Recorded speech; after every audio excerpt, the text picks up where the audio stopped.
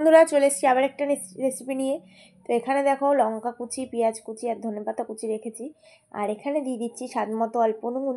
আর খুবই সহজ একটা রেসিপি, দারুণ লাগে খেতে। সন্ধ্যাবেলা অবশ্যই তোমরা বানিয়ে নিতে পারো, খুব কম সময় হয়ে যায়। তো দিয়ে দিচ্ছি স্বাদ মতো নুন আর চিনি, চিনিটা অবশ্যই দেবে। তারপরে দিচ্ছি চালের গুঁড়ো। এটা তোমরা যেইভাবে বানাবে সেইভাবেই মাপ দেবে, শুধু জলের মাপটা আমি বলে দিচ্ছি, জলের মাপটাও বলবো না, মানে আমি দেখিয়ে দিচ্ছি কতটা পাতলা হবে। তো দেখো নুন চিনি ধনেপাতা কুচি, পেঁয়াজ লঙ্কা কুচি দিয়ে আর দিয়ে দিলাম চালের গুঁড়ো। তো নমস্কার বন্ধুরা, welcome back to my channel Puja kitchen with food. তো তোমরা সবাই কেমন আছো? আশা করছি সবাই ভালো আছো, আর আমিও খুব ভালো আছি। আর দিয়ে দিলাম একটু বেকিং সোডা। তো বেকিং সোডাটা অবশ্যই দেবে, তাতে খুব একটু ফুলবে আর সফট হবে। তো তারপরে দেখো এরকমভাবে একটু মিশিয়ে নিচ্ছি। আর এখানে একটু উষ্ণ গরম জল করে রেখেছি, আর সবসময় একটু গরম জল দেওয়ারই চেষ্টা করবে, নর্মাল কিন্তু ঠান্ডা জল দেবে না, গরম জল দিলেই বেশি ভালো হয়। তো উষ্ণ গরম জল দিয়ে এইভাবে ভালো করে দেখো একটা ব্যাটার তৈরি করে নিচ্ছি। খুব কিন্তু একদম পাতলা করবে না, আবার খুব গাঢ়ও করবে না, যেরকম আমরা একটা বড়া ভাজার জন্য একটু বেসন গুলি সেই রকম টাইপেরই করবে। তো এইভাবে দেখো গরম জল দিয়ে ভালো করে একটু গুলে নেব। আর এইটা আমার সত্যিই খুব ভালো লাগে। এটাকে আমি ঝাল চিতই পিঠা বলি, এটাকে চিতই পিঠাই বলে, কিন্তু এটা ঝাল দিয়ে, এটা খুব ভালো লাগে সস দিয়ে খেতে, বা ধনেপাতার চাটনি যদি তোমরা বানিয়ে নাও তাই দিয়ে খেতে। আবার কেউ যদি আচার পছন্দ করো তো আচার দিয়েও খেতে পারো, খুব ভালো লাগে খেতে।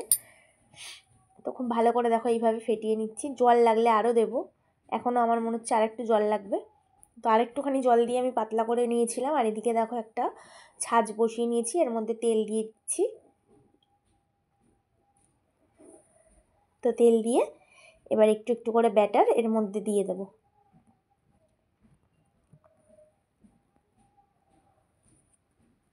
আর গ্যাসের ফ্লেমটা খুব ভালো করে ছাঁচটা গরম করে নিয়েছি, তারপরে কিন্তু লো করে দেবো। একদমই হাই ফ্লেমে করা যাবে না, তাহলে কিন্তু পুড়ে যাবে আর ভিতরে কাঁচা থাকবে। একদম লো ফ্লেম করে দিয়ে আস্তে আস্তে এটা হবে, আর নিচটাও বেশ ক্রিস্পি হবে, খুব ভালো হবে। তো তারপরে দেখো ঢাকা দিয়ে দিলাম। তো বন্ধুরা এটা একটু ভিজিয়ে ঢাকা দিলাম, অনেককে দেখেছি এইভাবে ভিজিয়ে তারপর ঢাকা দিতে। তো আমিও দিয়ে দেখলাম একবার কেমন হয়। তো ঢাকনার জলটা যখন শুকিয়ে গেছে তখন এরকম আস্তে করে খুলে একটু উল্টে, মানে এত সুন্দর যে খুলে আসবে আমি নিজেও ভাবতে পারিনি, যে একটুও লাগবে না বা এত সুন্দরভাবে এরকম উঠে আসবে। আমি কিন্তু অনেকবার এইভাবে বানিয়েছি, কিন্তু এত সুন্দর কোনো দিনই ওঠেনি।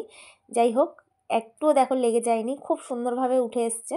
তো এইভাবেই সবকটা আমি এইভাবে উল্টে দেবো, খানিকটা উল্টো পিঠও ভেজে নেব। তো আবারও ঢাকা দিয়ে দিলাম, দেখো উল্টো পিঠটাও একটু ভাজা হবে, তারপরে এটাকে নামিয়ে দেবো। তো বন্ধুরা খানিকক্ষণ পরে একটা মানে এইরকম এক খোলা পিঠে ভাজতে আমার 5 মিনিট করে সময় লেগেছে। তোমরাও একটু হাতে 5 মিনিট করে নিয়ে ভাজবে, দেখবে খুব সুন্দর ভাজা হবে। তো দেখো এই কটা তুলে নিলাম, আর বাদ বাকি কটাও এইভাবে ভেজে নেব। তো আবারও তেল ব্রাশ করে আরও কটা দিয়ে দিচ্ছি।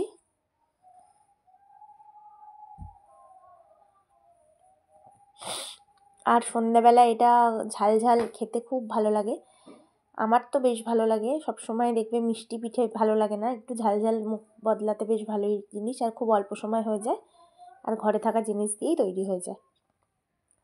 আর ধনেপাতাটা সবসময় বলবো ধনেপাতাটা দেবে, ধনেপাতাটা না দিলে এটার কোনো সেইভাবে স্বাদ আসে না, ধনেপাতার ফ্লেভারটাই এতে স্বাদ আনে বেশি।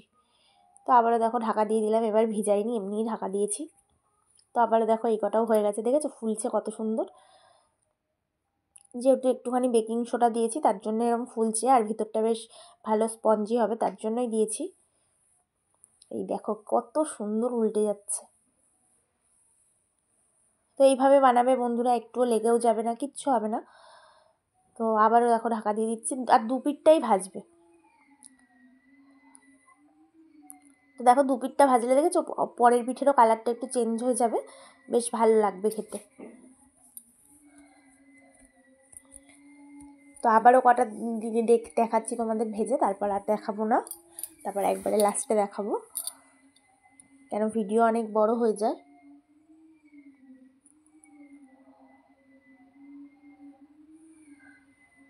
তো এখানে চাইলে তোমরা গ্রেট করে গাজরও দিতে পারো, কিন্তু গ্রেট করে দিতে হবে, কুচিয়ে দিলে হবে না।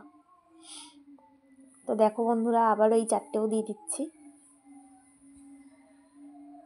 তো তোমাদের যাদের কাছে ছাঁচ নেই, অনেকের কাছে আবার ননস্টিকেরটা থাকে, তারা তো আরোই ভালো। ননস্টিকেরটা থাকলে ওটায় তো আরও স্মুথলি উঠে যাবে। অনেকেই ছাঁচে একটু লেগে লেগে যায়, কিন্তু ননস্টিকেতে একদম সুন্দর উঠে যায়। তো দেখো এই কটাও উল্টে নিলাম। তো তোমরা যদি কোনো দিন আমার কাছে চিতই পিঠার ভিডিও দেখতে চাও, অবশ্যই আমাকে বলো, আমি চিতই পিঠার ভিডিও নিয়ে আসবো। আর খুবই সহজ পদ্ধতিতেই দেখাবো, একটুও লেগে যাবে না, কিচ্ছু হবে না। তো দেখো বন্ধুরা কেমন হয়েছে। যদি ভিডিওটা ভালো লাগে লাইক কমেন্ট শেয়ার করতে ভুলো না। চ্যানেলটিকে সাবস্ক্রাইব করে পাশে থাকা বেল বাটনটি প্রেস করে দিয়ে, যাতে ভিডিও পোস্ট করলে নোটিফিকেশন তোমাদের কাছে পৌঁছে যায়। তো টাটা, দেখা হবে আবার একটা নতুন ভিডিওর সাথে। ততক্ষণ সবাই সুস্থ থেকো, ভালো থেকো, আর রেসিপিটা অবশ্যই ট্রাই করো।